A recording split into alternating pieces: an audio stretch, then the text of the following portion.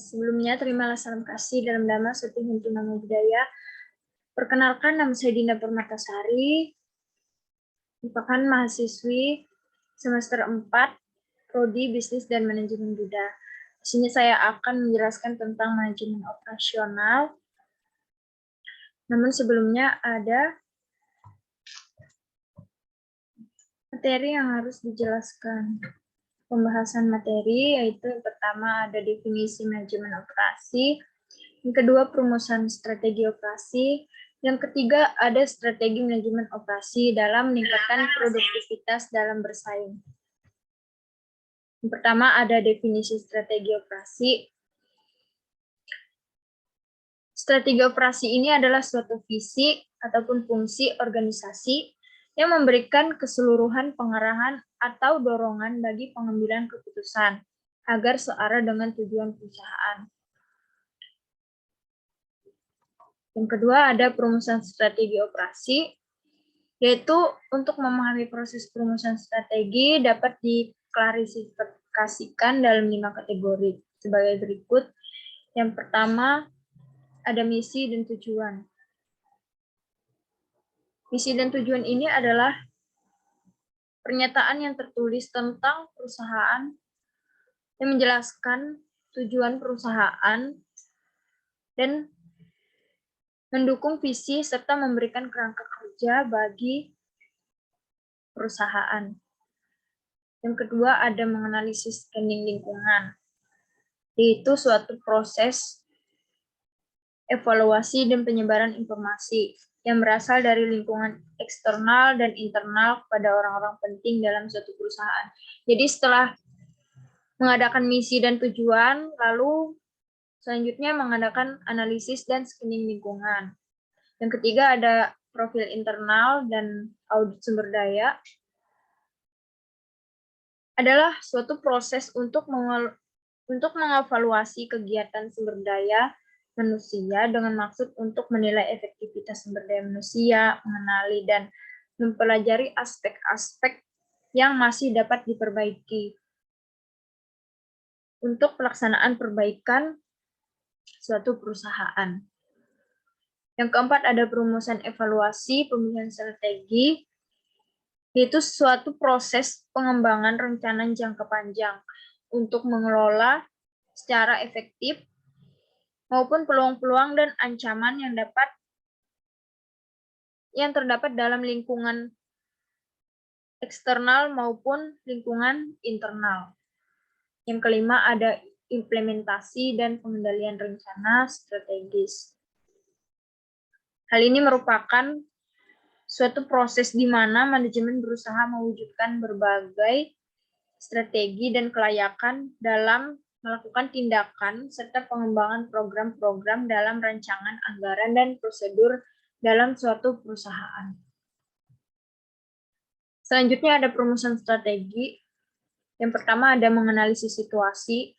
Jadi untuk menganalisis situasi ini digunakan yang namanya sistem analisis SWOT, di mana yang merupakan cara untuk mengidentifikasikan faktor-faktor dan inti strategis yang menggambarkan kecocokan yang paling baik yang dapat mereka pilih untuk menganalisis suatu perusahaan tersebut. Selanjutnya ada menentukan strategi perusahaan. Jadi untuk menentukan strategi perusahaan ini ada yang merupakan perusahaan yang diperlukan untuk menentukan orientasi perusahaan terhadap pertumbuhan, dan ada industri ataupun pasar yang dimasuki.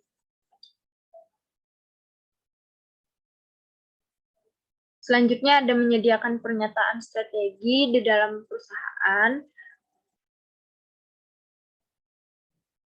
yaitu melakukan pertanyaan-pertanyaan strategi seperti haruskah kita melakukan ekspansi, pemotongan atau tidak mengubah operasi kita.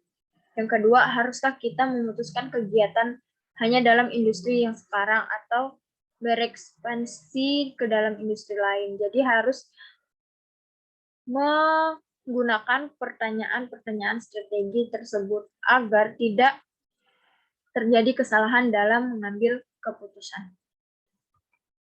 Yang selanjutnya ada orientasi strategi perusahaan. Ada 3, yaitu strategi pertumbuhan, strategi stabilitas, dan strategi pengurangan.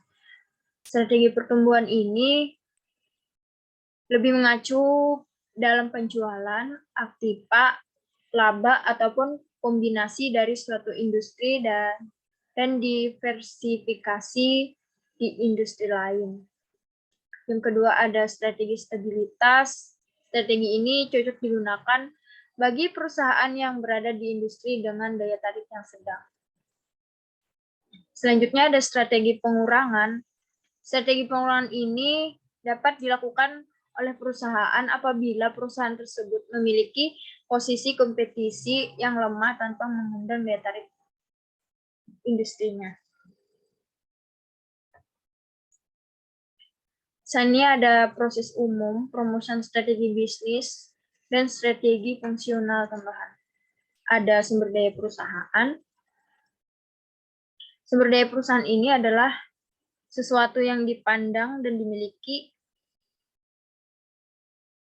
dan memiliki nilai ekonomi bagi perusahaan. Jadi sumber daya perusahaan ini memiliki pengetahuan, teknologi, ataupun keterampilan serta pemanfaatan di dalam suatu perusahaan. Selanjutnya ada lingkungan.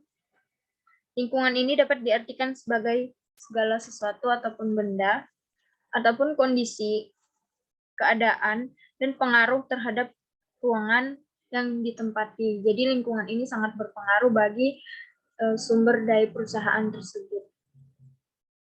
Dan selanjutnya ada budaya perusahaan. Budaya perusahaan ini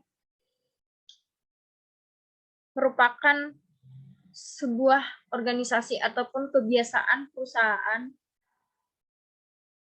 yang menjadi dasar berpikir, berperilaku, dan bertindak, serta diturunkan dari satu generasi ke generasi lainnya. Misalnya, budaya hidup rapi, sehat, dan tepat waktu itu merupakan suatu budaya di dalam suatu perusahaan yang masing-masing telah ditentukan oleh pimpinan perusahaan. Selanjutnya ada kekuatan perusahaan. Kekuatan perusahaan ini merupakan kepastian yang dimiliki oleh suatu organisasi yang relatif lebih baik dibandingkan pesaing-pesaingnya. Jadi kekuatan perusahaan ini sangat berpengaruh terhadap perkembangan suatu perusahaan. Lalu ada kelemahan perusahaan.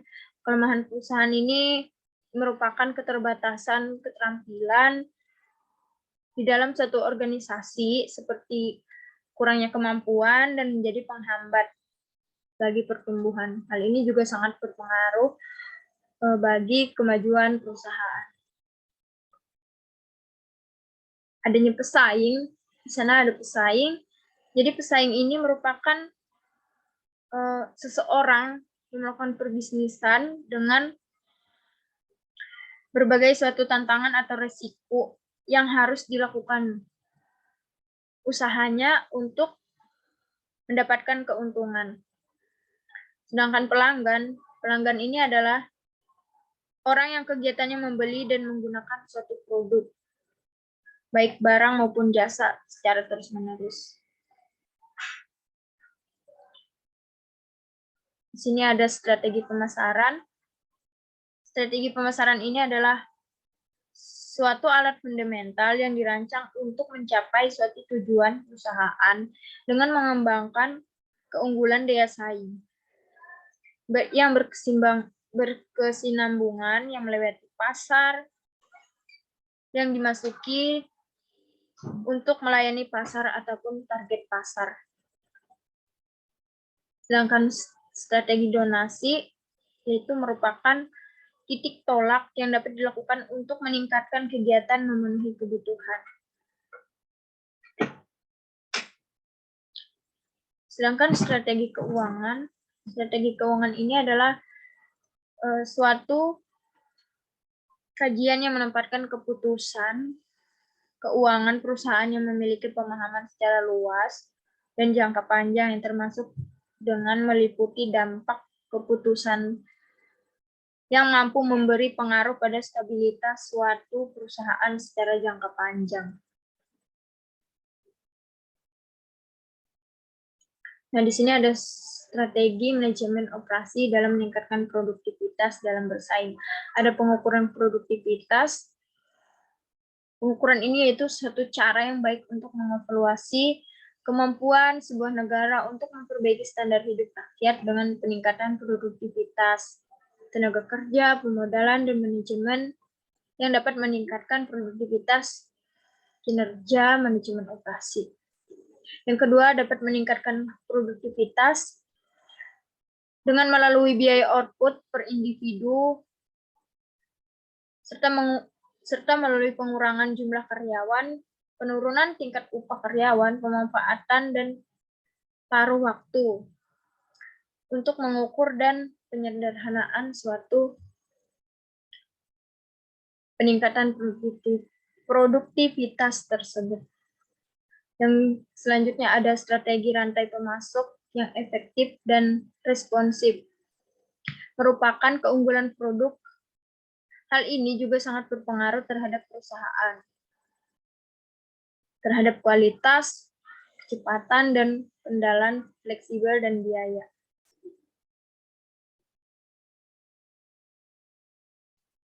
Selanjutnya ada mempertahankan keunggulan bersaing. Hal ini yaitu merupakan suatu metode untuk menganalisis dan mengidentifikasi keunggulan strategis perusahaan yang didasarkan kepada kombinasi aset, keahlian, kapasitas, dan aset tak berwujud yang dimiliki oleh perusahaan.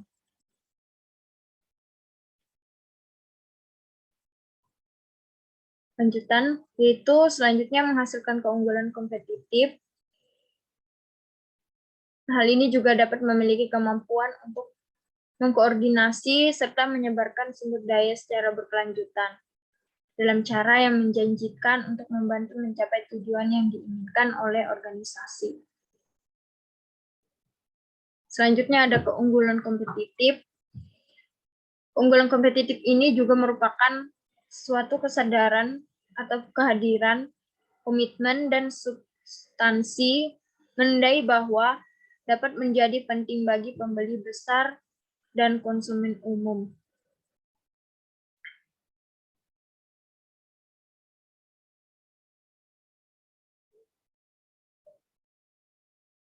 Nah, terima kasih. Jadi kesimpulan pada materi hari ini yaitu sistem pada manajemen ini memiliki peran untuk membuat produk yang dihasilkan sesuai standar operasi yang telah ditentukan. Produk yang dihasilkan juga harus mampu memutuskan kebutuhan konsumen.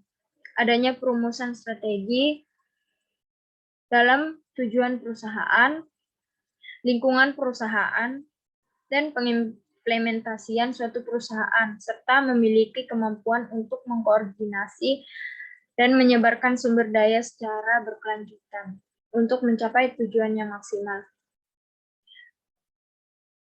Sekian presentasi dari saya ucapkan terima kasih.